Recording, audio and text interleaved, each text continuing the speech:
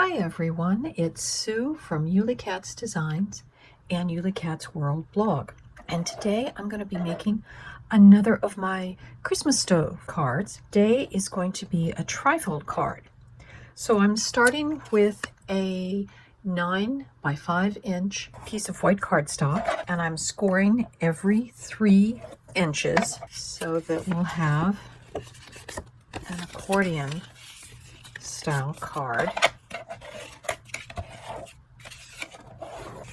And I'll have it open up this way, because that's what you normally would expect. And we're going to use the Tim Holtz retro oven die. So I've got my piece of red cardstock, and I've already cut out my first one, but I wanted to tell you a little trick that I use some clear packing tape that I put in strips over my red cardstock.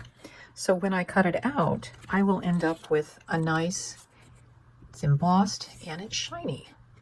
So it kind of looks like one of those nice colored enameled stoves. I've gotten all my die cutting needs for this card done, and I've separated them into 2 different stove front ones. One that's just going to be a plain one that I will stamp a greeting in the window, and the other one I'm going to make into a shaker.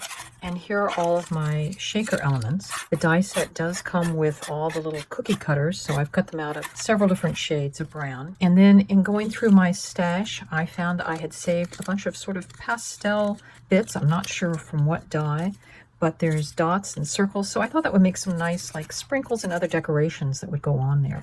So I'm going to set these aside, and we'll start with assembling the shaker piece. So I've cut a piece of acetate that is 3 by 3 inches, and that is going to go on the back of our card. I like to use the narrow double-sided tape. I'm using my favorite technique when I'm using double-sided tape. I've pulled up at least some corners but left some of it down, and I'm just this way you've got movability of your acetate.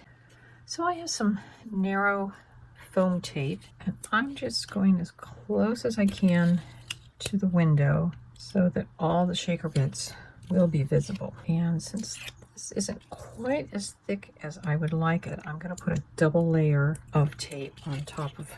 The nice thing about this double-sided tape, which I believe I got from Dollar Tree, is that it's not sticky on the sides. Before I get too far along, I'm going to put on my front decorations for this card.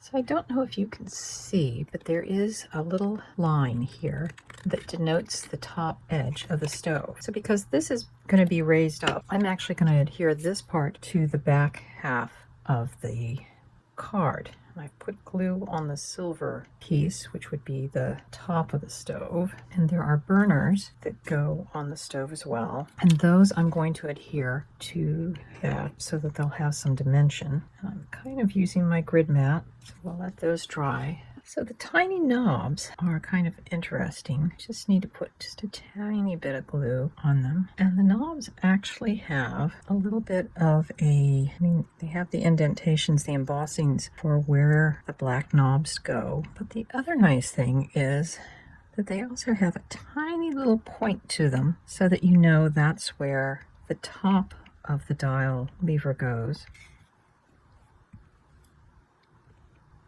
There's also little side pieces, and I'm going to let that dry, and I'll actually use a glue eraser to get off some of those glue smudges. So I'm going to set that aside, and then we're going to work on the temperature gauge, which has 2 pieces. This one is the back, and it has the window embossed on it, and we'll put a red gauge on it. So those have dried sufficiently, so we can that on there. We'll let that dry. So one of my favorite shaker card tools is this calls for confetti. It's no secret, anti-static powder tool. Kind of looks like a eyeshadow brush and you just rub it along, and that will help keep the static down on the side. So I'm going to put my wrinkles. I've cut a slightly less than 3-inch square of some silver textured cardstock, and that's what we're going to use as our backing. Carefully peeling up my foam tape backing, and now I just need to center this so we have our shaker. So we still have some decorations that need to go on.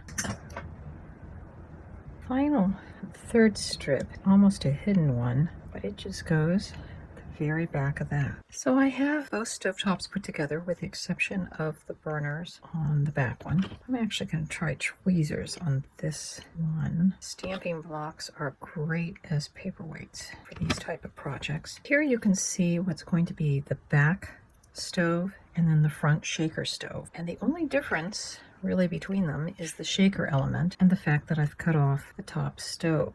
So now it's time to glue on our card. So we're going to start with the back stove first. I do want to kind of center it so it can overhang a little bit. Then we're going to trim off the top part. So I've gone ahead and stamped my greeting in the center of the stove and the middle panel.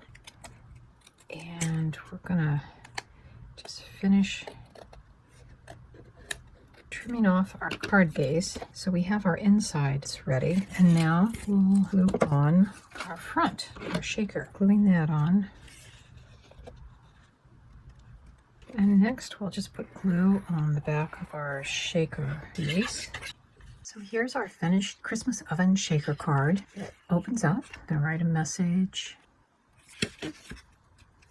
It's got lots of space for messages. Bye-bye until our next Christmas oven video.